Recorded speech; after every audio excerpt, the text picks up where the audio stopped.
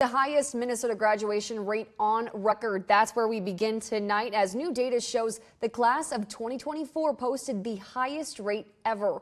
The Department of Education released those numbers this morning, and for context, last year 84.2% of Minnesota seniors received their caps and gowns, up almost 1% from 2023. That year, there was a slight drop with an 83.3% graduation rate, or nearly 58,300 graduates. The year before, in 2022, nearly 58,600 Minnesota grads received their diplomas, a 83.6% rate. But in 2021, following the pandemic, that number sat at just over 57,100 students. Joining us now is ABC 6 News reporter Chandler Jackson, who's been digging into that data to see how our local school districts are doing. And Chandler, how are we faring here at home? Well, Maisie, the entire state is celebrating this historic number of graduates, and Rochester school leaders may be even more thrilled because RPS saw its highest percentage of graduates in 6 years.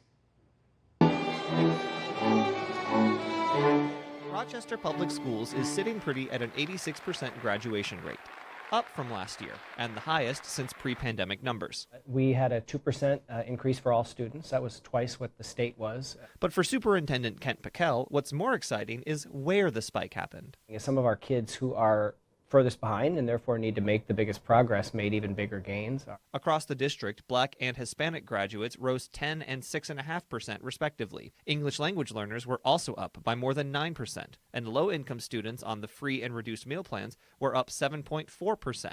The biggest increase? The Rochester Alternative Learning Center, which had 15% more graduates in 2024. For Dr. Packel, he says it's because of the ALC's teachers. The kids really master what they're learning. They form a personal connection to it. And I think that when you have that, kids have more of a reason to want to come to class. But the numbers aren't all positive.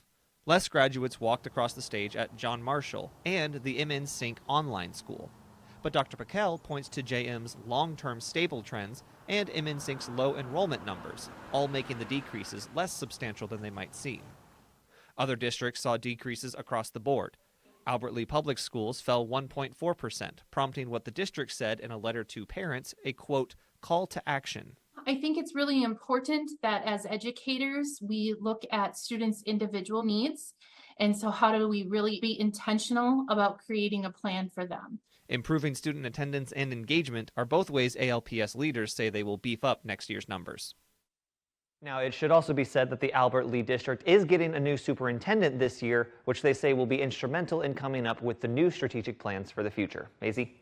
Yeah, Chandler, and obviously improving attendance and engagement at ALPS is a big goal. Have leaders said on how they plan on doing that? Yeah, ALPS officials pointed to what they call multi-tiered systems of support as something they want to implement. Basically, that means while also making sure educators are teaching at a high level, they're also able to address any social, emotional, or behavioral issues that might crop up alongside those academic issues. This is something they've already been doing at their district-wide staff, but something that they're looking to implement at the individual school level as well.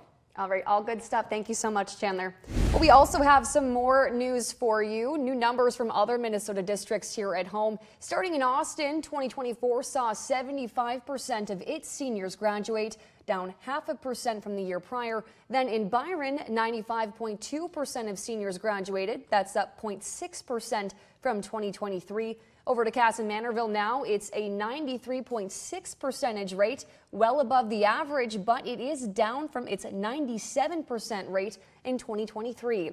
Finally, in Rushford-Peterson, 93.5% of seniors graduated last year, a 5.3% increase.